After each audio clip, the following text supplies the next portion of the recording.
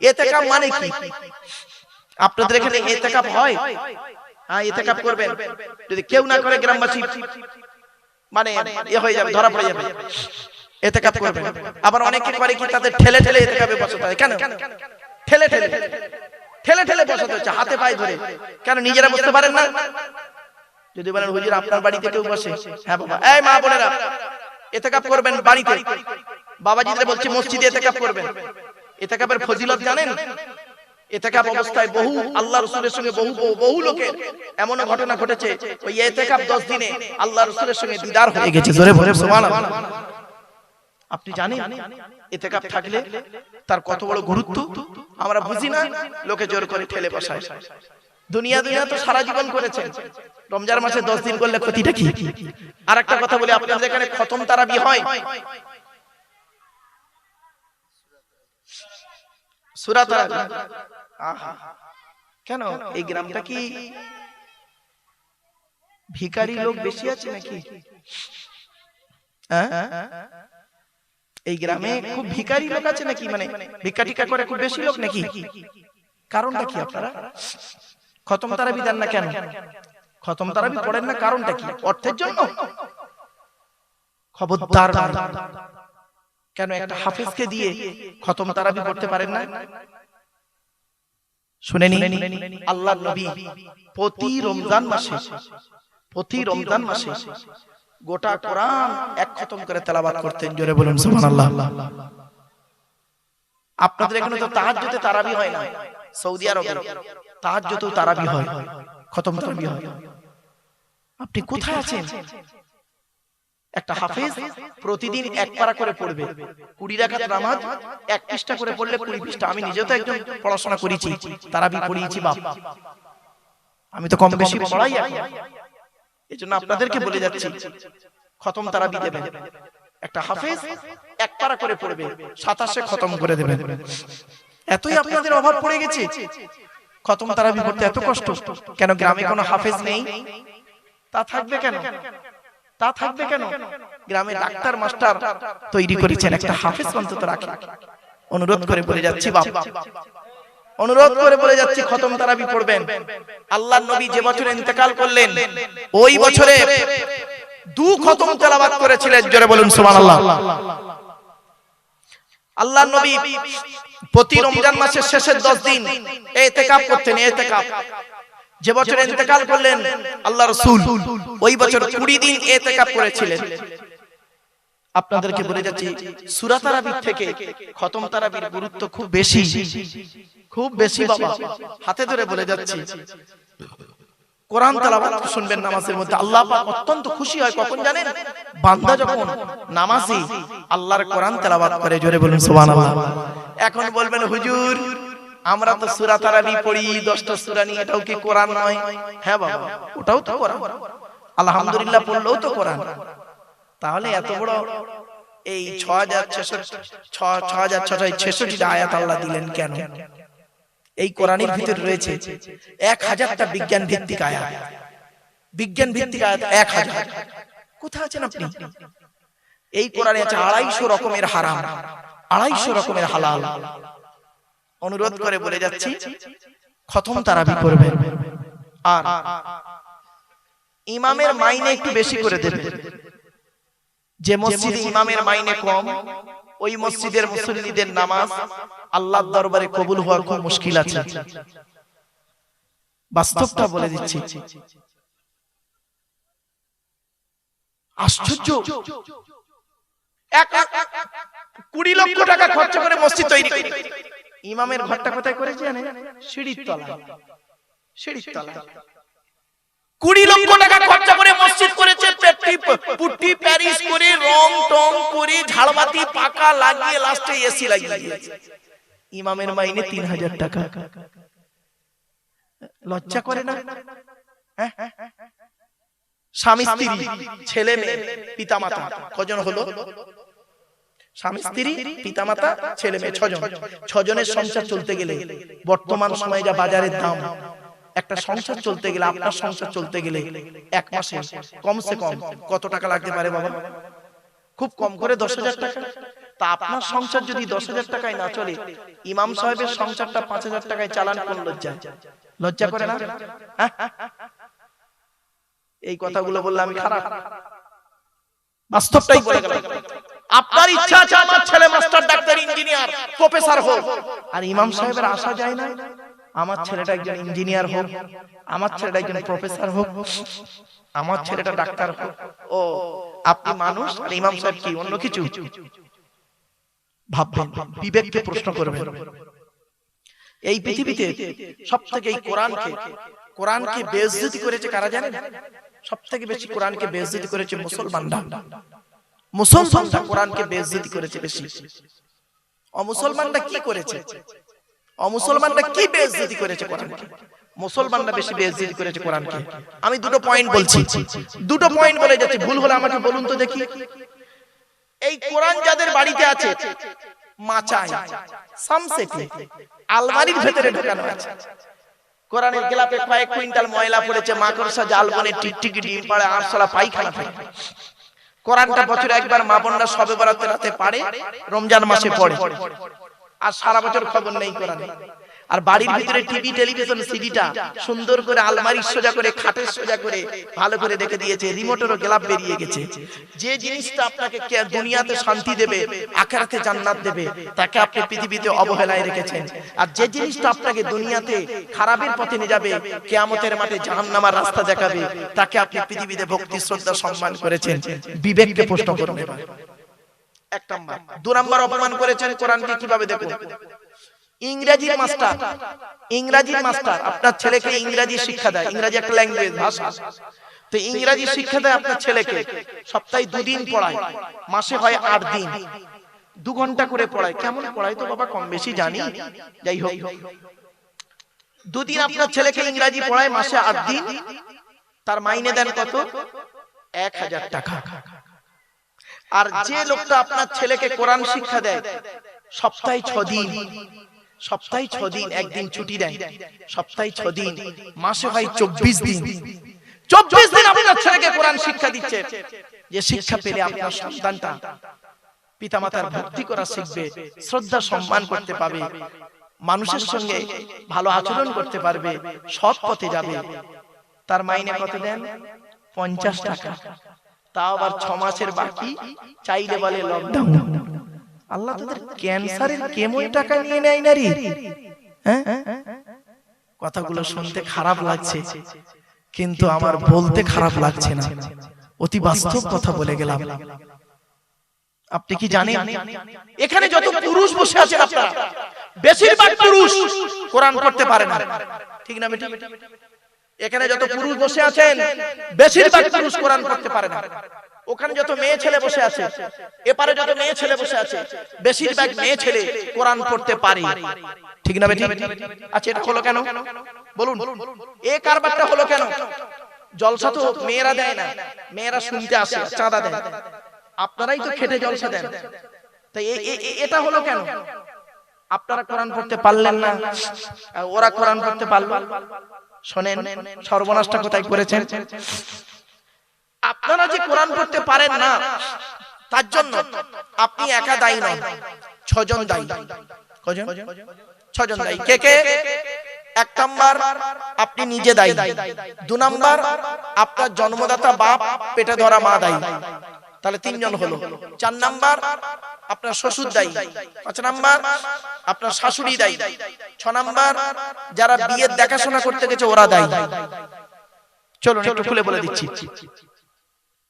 আপনারা যখন মেয়ে দেখতে গিয়েছিলেন, মেয়েকে দেখতে গিয়ে কি বলেছিলেন? 20 জন লোক তো গিয়েছিলেন, 20 শ্রেণীর লোক, 4টে বুড়ো, 4টে জওয়ান, 4টে বিবাহিত, 4টে 4 আনা 8 আনা, মানে কচি বাচ্চা, আর 4টে মেয়ে ছেলে। 20 জন গিয়েছেন মেয়ে দেখতে।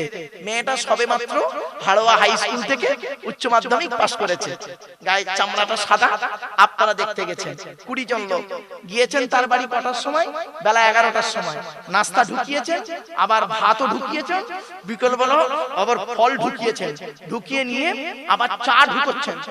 ঢোকানোর পর উকিলকে বলেছেন, উকিল বলেন না ফটক বলেন না ঘটক, কোনটা? ঘটক, ফটক যাই হোক বাবা। চলো, ওই উকিলটাকে, ঘটকটাকে বলেছেন, কই ভাই তোমার মেয়ে নিয়ে এসো। এবার মেয়েটা আসছে, 20টা লোক বসে আছে, 20 শ্রেণীর লোক, 4টে বুড়ো বসে আছে একদম লাইন দিয়ে চেয়ারে।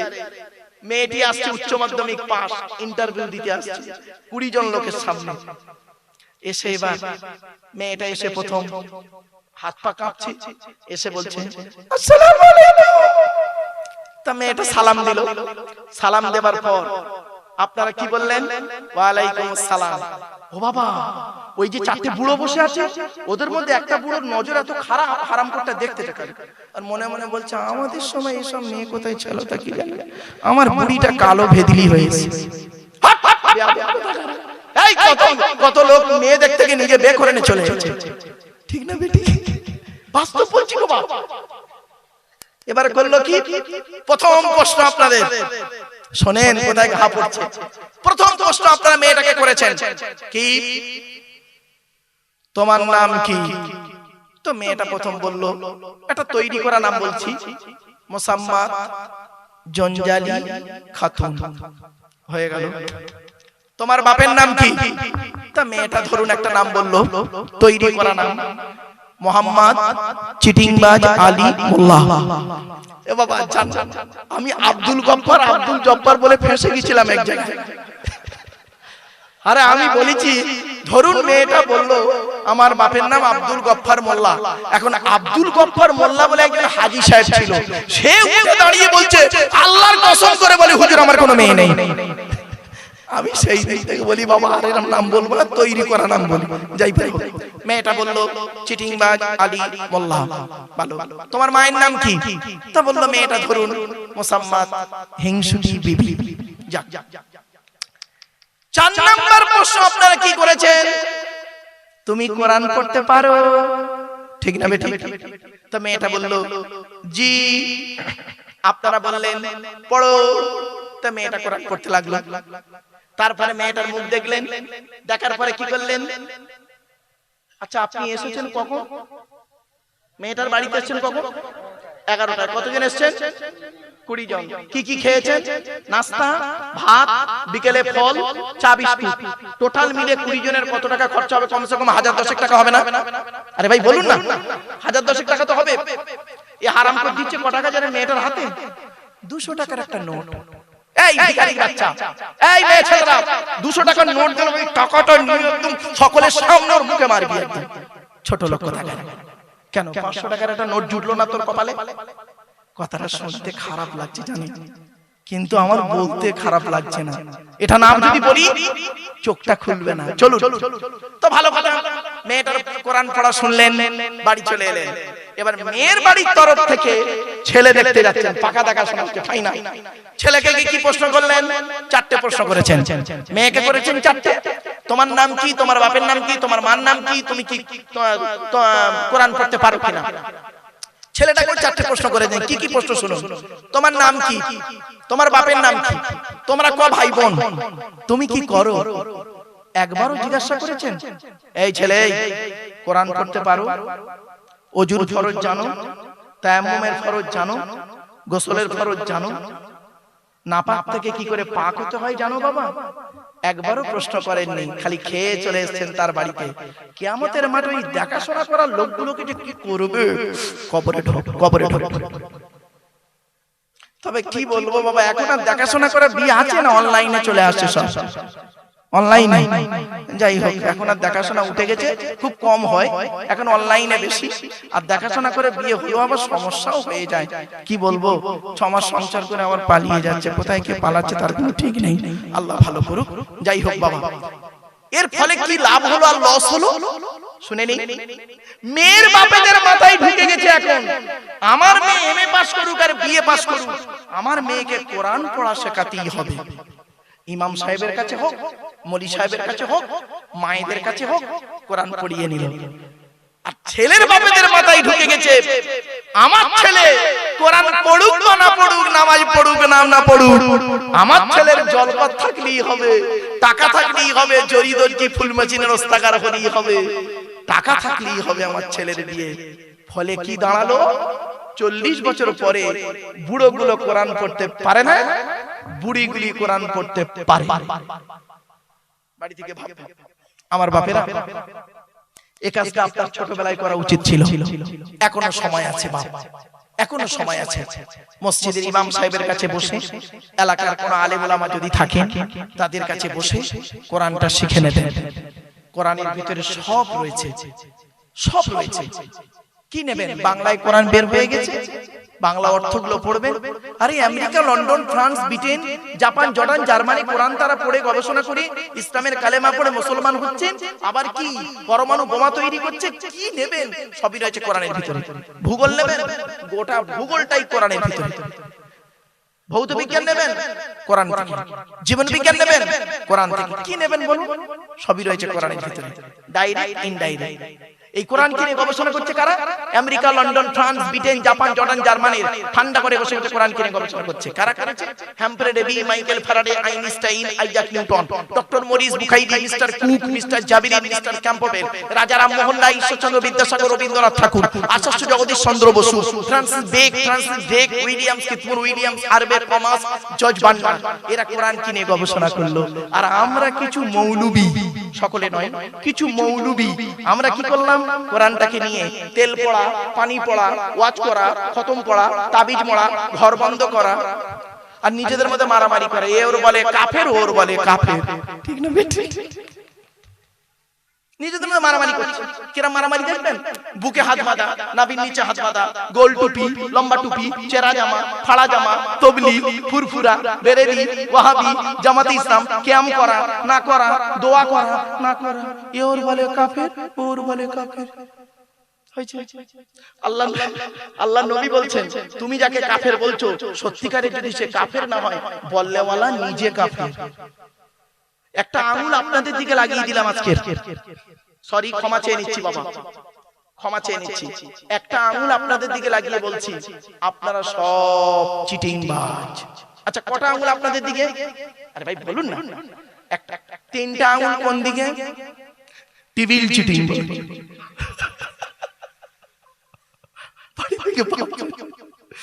আমার কথাগুলো না বাড়ি থেকে প্র্যাকটিক্যাল করবেন। অতএব মান আরাফা নাফসাহু ফাকাদ আরাফা রাব্বাহু, যে তার নিজের নফসকে চিনতে পেরেছে সে তার রব আল্লাহকে চিনতে পেরেছে। আগে নিজেকে চিনতে শিখুন। আজকের বাড়িতে গিয়ে একটা প্রশ্নের উত্তর খুঁজে বের করবেন, বালিশে মাথা রেখে, আমি কি মানুষ? কি বললাম? নিজেকে প্রশ্ন করবেন, আমি কি মানুষ? স্বামী হতে গেলে যা যা দায়িত্ব সেগুলো কি আমার মধ্যে আছে? ব্যাস। পিতা হতে গেলে যা যা দায়িত্ব সেগুলো কি আমার মধ্যে আছে? ছেলে হতে গেলে যা যা দায়িত্ব সেগুলো কি আমার মধ্যে আছে? ভাই হতে গেলে যা যা দায়িত্ব সেগুলো কি আমার মধ্যে আছে? চাচা হতে গেলে যা যা দায়িত্ব থাকা দরকার সেগুলো কি আমার মধ্যে আছে? না ভাই মরে গেছে, চাচা বেঁচে আছে, ছোট ছোট ভাইপোদের সম্পত্তি নিজের নামে রেকর্ড করে বসে আছে। উনি আবার হাজি সাহেব, হুকমের কারেন্ট নিয়ে পাকা চালিয়ে তাহাজ্জুদের নামাজ পড়ছে। চাচা চুরি করা কারেন্টে পাকা চালিয়ে তাহাজ্জুদ। রাগ করবেন না বাপ, হুকমের কারেন্ট নিয়ে পাকা চালিয়ে তাহাজ্জুদ চলছে।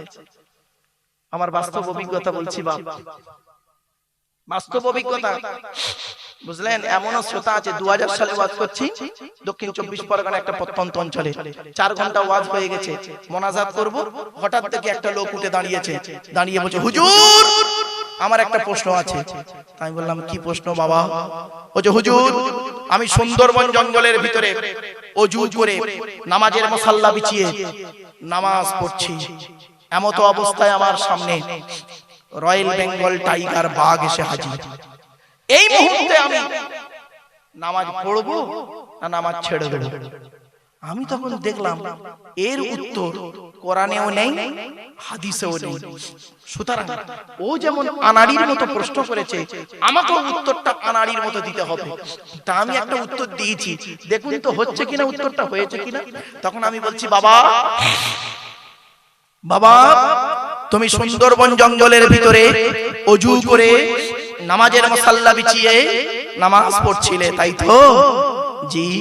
এমত অবস্থায় তোমার সামনে রয়্যাল বেঙ্গল টাইগার বাঘ এসে হাজির, এই অবস্থায় তুমি কি করবে, তাই তো? দেখো ওই বাঘ দেখে যদি তোমার ওযু থাকে তাহলে নামাজ পড়বে, আর ওযু চটে গেলে পালাবার লাইন করবে। তোর বাঘ দেখে কোন দিক দিয়ে কি বেরোবে আল্লাহ জানে, উত্তরটা হয়েছে ঠিক? ঠিক আছে তো? আমার ভাই দেখ, এই বাচ্চাগুলো হাসছে, তোরা বুঝতে পারছিস? হ্যাঁ, বললে হবে, এসব নরমালের বাচ্চা নয়, সব সিজারের বাচ্চা, বহুত চালাক। চলো, বাস্তবটাই বলছি। আসলে কি জানেন, আমার একটা অভ্যাস খারাপ, আমি এই টাইম ধরে ওয়াচ করতে পারি না। আমি টাইম ধরে করেছি, কখন 11টা বেজে গেছে, 3 ঘন্টা কখন হয়ে গেছে, 11টা বেজে গেছে। চলেন, আমার পরবর্তী বক্তা আসবেন, এজন্য মা বোনদের বলি, বল দেবো? আচ্ছা ঠিক আছে, বলছি বাপ, ঠিক আছে। এই দেখেছেন, এরকম এইটা আগে বলতে পারলেন, পালাবার সময় বলছেন। আচ্ছা যাক, শোনেন, আমি বলে দিচ্ছি, বাবা বক্তা আসুন, আমি বলে দিই। বাপ শোনেন, জুম্মার দিনে নামাজে আগে খুতবা, তাই তো? আর ঈদের সময় নামাজের পরে। প্রথমে কি ছিল দেখা যাক। আল্লাহ নবীর জামানায়, আল্লাহ নবীর জামানায়, প্রথম জামানায়, নবীর প্রথম অবস্থাতে নামাজের পরে খুতবা হতো ঈদের মতো। ঈদে যেমন নামাজের পরে খুতবা হয়, তো জুম্মার নামাজ পড়িয়ে 2 রাকাত নামাজ পড়িয়ে নবীজি খুতবা দিতেন, সাহাবীরা শুনতেন। একদিনের একটা ঘটনা, কোরআনের আয়াত, সূরা জুমার শেষ আয়াতটা। নবীজি 2 রাকাত নামাজ পড়িয়েছেন, পড়িয়ে খুতবা দিচ্ছেন। এমন সময় মদিনার বাজারে কিছু ফেরিওয়ালারা এসেছে, ফেরিওয়ালারা। তখন কিছু কিছু সাহাবী তারা করছে কি, একটা একটা করে ভালো ভালো মালগুলো কিনবে বলে উঠে উঠে চলে যাচ্ছে। নবীজি খুতবা দিচ্ছেন, নবীজি খালি দেখছেন, উঠে চলে যাচ্ছে, নবীজি কিছু বলছেন। তো নবীজির খুতবা শেষ হয়েছে, দেখা গেল মসজিদ ভর্তি লোক, সব চলে গেছে। 12 জন লোক বসে আছে। এটা মনে রাখবেন, 12 সংখ্যাটা মনে রাখবেন। 12 জন সাহাবী বসে আছে, সব চলে গেছে। নবীজি খুতবা শেষ করে বললেন, আমি তোমাদের মাঝে আর উপস্থিত আছি, এই অবস্থা যদি হয়, নামাজ পড়েই যদি এই খুতবা শুনতে শুনতে যদি পালায়, তাহলে আমার ইন্তেকালের পরে মানুষ কি করবে? নামাজ পড়বে আর পালাবে, খুতবাই শুনবে না। খুতবা শোনা হলো ওয়াজিব। অতএব এই জুম্মায় যা হয়েছে হয়েছে, সামনের জুম্মা থেকে নামাজের আগে খুতবা হবে। তাহলে খুতবাও শোনা হবে, নামাজও পড়া হবে, দুটোই হবে। এবার আসছি, জোহরের নামাজ তো 4 রাকাত নাকি, আর জুম্মার নামাজ 2 রাকাত। জুম্মার নামাজও 4 রাকাত, 2 রাকাত নামাজ আর 2 রাকাত খুতবা। খুতবার জন্য 2 রাকাত, এজন্য খুতবা শোনা ওয়াজিব। গুরুত্ব দিয়ে খুতবা শুনবেন। অনেকে খুতবা শুনে তো অন্যরকম করে, খবরদার নয় বাবা, খুতবা শুনবেন। খুতবাতে কি বলছে একটু আন্তরিকতা নিয়ে শুনবেন, অনুরোধ করে বলে যাচ্ছি, আপনাদের কথাগুলো মাথায় রাখুন। আয়াতটা পড়ে আবার একজন সাহাবী জিজ্ঞাসা করলেন, ইয়া রাসূলুল্লাহ, তো জুম্মার নামাজের আগে তো খুতবা পড়লেন আপনি এই সপ্তাহে, গত সপ্তাহে জুম্মার নামাজের পরে হয়েছিল, তো এই সপ্তাহে জুম্মার নামাজের আগে খুতবা পড়লেন, এটাই কি থাকবে? বলল হ্যাঁ। হ্যাঁ, তো এটাই চলতে লাগলো, আজ পর্যন্ত চলে। এখন সাহাবী জিজ্ঞাসা করলেন তখন, ইয়া রাসূলুল্লাহ, তাহলে ঈদের সময় কি হবে? ঈদের নামাজের খুতবা কি নামাজের আগে হবে? নবীজি বললেন না, ঈদ হলো খুশির দিন, সুতরাং ঈদের নামাজের যেমন পরে খুতবা হয় তেমন পরেই হবে। ঈদের নামাজটা নামাজের পরেই রয়ে গেল খুতবাটা, আর জুম্মার নামাজের জন্য করা হলো নামাজের আগে খুতবাটা। নবীজি একাই খুতবা দিচ্ছিলেন, 12 জন সাহাবী বসে আছেন, সব চলে গেছে। তাই আল্লাহ কোরআনে আয়াত নাযিল করলো, কি সূরা জুমার শেষ আয়াত, ওয়া ইযা রাআউ তিজারাতান আও লাহওয়ান ফাফদু ইলাইহা ওয়া তারাকুকা কাইমা কুল মা ইনদাল্লাহি খায়রুম মিনাল লাহবি ওয়া মিনাত তিজারা ওয়াল্লাহু খায়রুর রাযিকিন। ওয়াইজা রাউ তিজারাতান, তারা যখন ব্যবসায়ীদেরকে দেখলো, আও লাহওয়া ইনফাদু ইলাইহা, অথবা কোনো খেল তামাশা দেখলো, ওই দিকে ছুটে চলে গেল। কুল মা ইনদাল্লাহি খায়রুম মিনাল লাহবি ওয়া মিনাত তিজারা, নবী তুমি বলে দাও, ওরা যেদিকে ছুটে গেল ওর থেকে আল্লাহর কাছে রয়েছে অনেক খেলতামাশা উত্তম রিজিক। আল্লাহু খায়রুর রাযিকিন, আল্লাহ হলেন উত্তম রিজিক দাতা। জোরে বলুন সুবহানাল্লাহ। আমার বাপেরা, এতক্ষণ আপনাদের কাছে আলোচনা করলাম, বিভিন্ন দিক নিয়ে কথা বললাম। ভাষাগত দিক থেকে ত্রুটি হলে ক্ষমা করবেন। ভালো থাকুন, সুস্থ থাকুন, মানুষকে ভালোবাসুন, অন্তরে জিলিপির প্যাঁচটা ছাড়িয়ে দিন। আর 5 ওয়াক্ত নামাজ পড়ুন, রোজা রাখুন, রমজান মাস আসছে। স্ত্রীর হকটা আদায় করুন। আল্লাহ রাসূল বলেছেন, তুমি যেমন খাবে স্ত্রীকে তেমন খাওয়াবে, তোমরা যেমন পড়বে স্ত্রীদের তেমন পড়াবে। তা বলে প্যান গেঞ্জি পরাতে যাবেন না। আর স্ত্রীর প্রতি ভালোবাসা রাখবেন, স্ত্রীর সম্মানটাকে বজায় রাখার চেষ্টা করবেন, স্বামীর সম্মানটাকে বজায় রাখার চেষ্টা করবেন। অনুরোধ করে আপনাদের বলে যাচ্ছি, কথাগুলো একটু মাথায় রাখবেন। চোখ দুটো বন্ধ হয়ে গেলে সব শেষ হয়ে যাবে। মা বোনদের বলি, মায়েরা বোনেরা, পেটের সন্তানকে সুশিক্ষায় শিক্ষিত করুন। শুধু বাংলা শেখালে হবে না, ধর্মীয় শিক্ষা দিন, ইংরাজি শিক্ষা দিন, উর্দু, হিন্দি, ইংরাজি, বাংলা, আরবি, 4টে ভাষা শিখিয়ে 5টা ভাষা শিখিয়ে দিন। সাথে সাথে কম্পিউটারটাও শিখিয়ে দিন।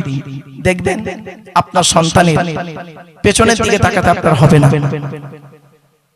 জানেন, একটা নারী যদি শিক্ষিত হয়, একটা পুরুষ যদি শিক্ষিত হয়, একটা পুরুষ যদি শিক্ষিত হয়, তাহলে সে নিজেই কেবল শিক্ষিত হয়। একজন নারী যদি শিক্ষিত হয়, গোটা পরিবারটা শিক্ষিত হয়। এজন্য মা এমন একজন শিক্ষিকা যেটা কল্পনার বাইরে। সেজন্য আপনাদেরকে আমি অনুরোধ করছি, আপনারা নারী শিক্ষার গুরুত্ব দিন এবং সমাজ সেবামূলক কাজে নিজেকে নিয়োজিত করুন। সমাজ সেবা, আপনারা জলসা দেন, সাথে সাথে আরো কিছু সামাজিক কাজ করেন, রক্তদান শিবির করেন। কেন বাবা, আপনাদের এই জলসা 2 দিন নাকি? গতকাল কি হয়েছে বাবা?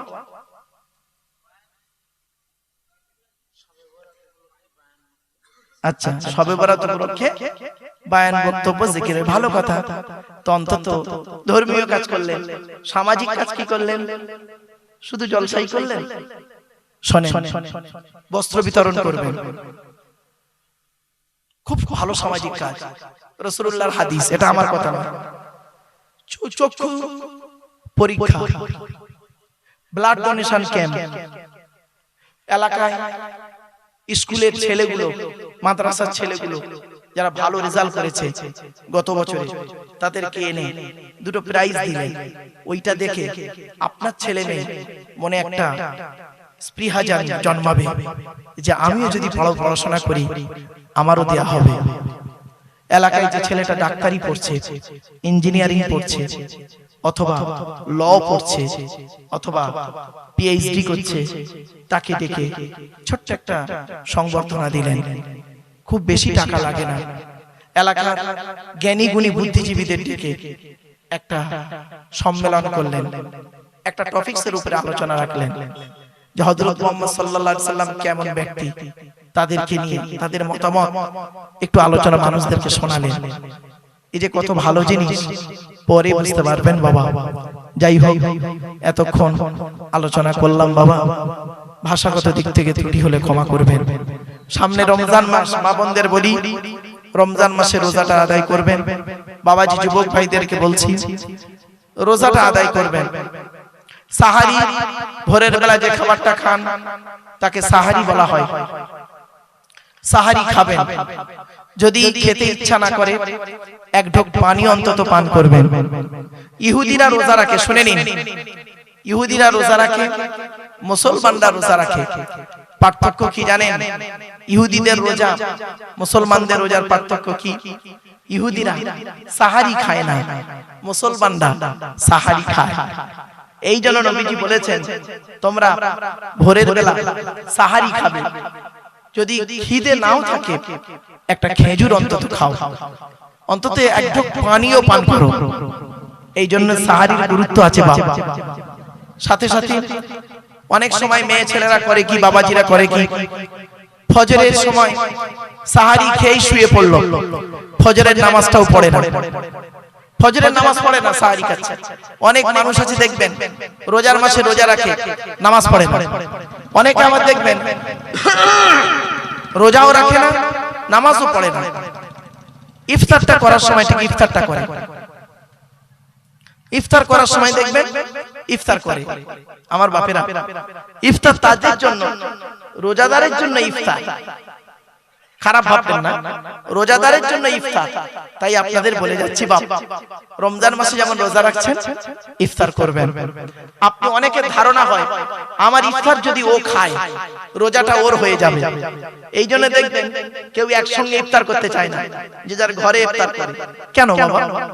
মনে রাখবেন, আপনি যদি অন্যজনকে ইফতার করান, আল্লাহ রাসূল বলেছেন একটা ঘোড়ার গায়ে যেমন লোম থাকে ওই লোম পরিমাণ সওয়াব আল্লাহ আমলনামায় লিখে দেবে। আপনি ইফতার করাবেন মানুষকে, নিজে ইফতার করবেন, অন্যকে ইফতার করাবেন। খেয়াল রাখবেন এগুলো, এগুলো ইসলামের আদর্শ। আজকে এই জিনিসগুলো আমাদের মধ্যে নেই বলি আমরা অনেক পিছিয়ে আছি। খাবার আগে দোয়া বলুন, খাবার শেষে দোয়া বলুন। খাবার আগে আল্লাহর নাম নিন, খাবার শেষে আল্লাহর নাম নিন। সবকিছু শুরুতে আল্লাহর নাম, শেষ হবে আল্লাহর নাম। আল্লাহর নামেই শুরু করবেন। আল্লাহ রাসূল বলেছেন প্রত্যেকটা কাজ আল্লাহর নামে শুরু করো। আল্লাহর নাম ছাড়া অন্যের নামে শুরু করলে ওতে কোনো বরকত হবে না, ওটা হবে লেজ কাটা। তাই বাবা, পরবর্তী বক্তাকে নিয়ে আসেন। প্রায় 11:30 বেজে গেছে বাবা। পরবর্তী বক্তা তিনিও আলোচনা রাখবেন। আপনাদেরকে একটা কথা বলে যাচ্ছি, এই জলসা শেষের পরে চেষ্টা করবেন আপনারা কাল থেকে ফজরের নামাজটা আদায় করতে। নামাজ কারোর জন্য মাপ নাই, মনে রাখবেন। আপনার যদি ফজর জোহর কাজা হয়ে যায়, আসর কাজা হয়ে গেছে, মাগরিবের সময় কাজা নামাজটা আদায় করে দিন, চেষ্টা করবেন। কিন্তু নামাজ আপনার মাপ নেই। আপনি কি জবাব দেবেন কবরে গিয়ে? আপনাকে সৃষ্টিকর্তা যখন বলবে তুই নামাজ পড়েছিলিস, রোজা রেখেছিলিস, যাকাত দিয়েছিলিস, গরিবকে দান করেছিলিস, পিতামাতার দায়িত্ব পালন করেছিলিস, তুই দাদু হয়েছিলিস না, দাদু নাতির হকটা আদায় করেছিলিস, নানা হয়েছিলিস, নাতির হকটা আদায় করেছিস? মনে রাখবেন, আল্লাহর তরফ থেকে প্রশ্ন হবে, বান্দার তরফ থেকে প্রশ্ন হবে।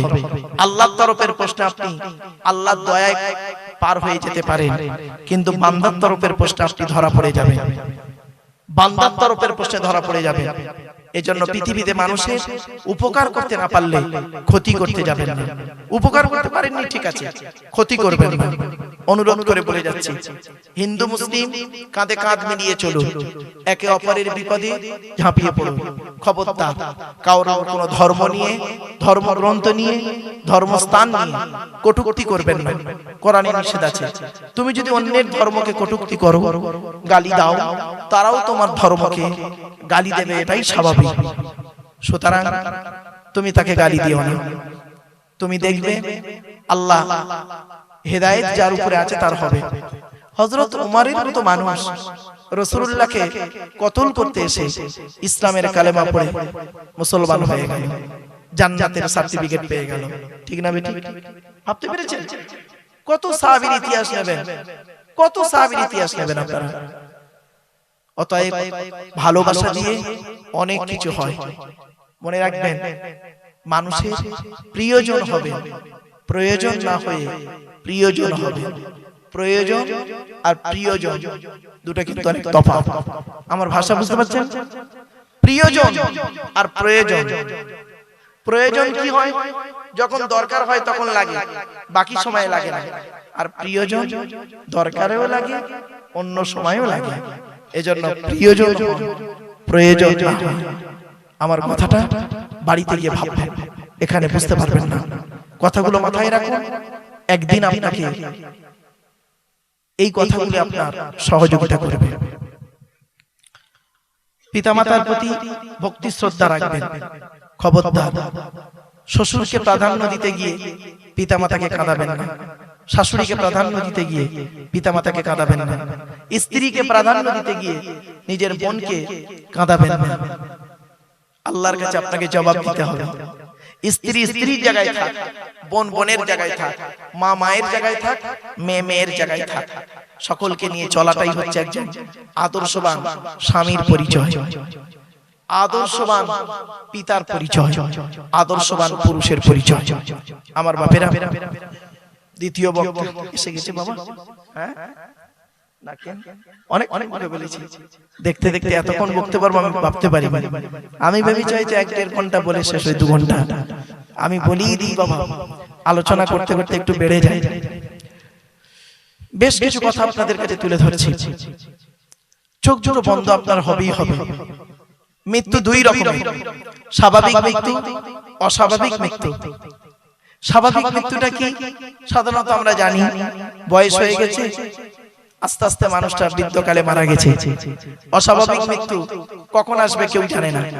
তাই আল্লাহ বলছেন, বান্দারে 5টা জিনিস বান্দা তোদের কারোর বলার ক্ষমতা নেই। কিয়ামত কবে হবে, মায়ের পেটে কি আছে, কোন মেঘে কতটা পানি বর্ষণ হবে, আর আগামীকাল কি খাবার খাবি, কত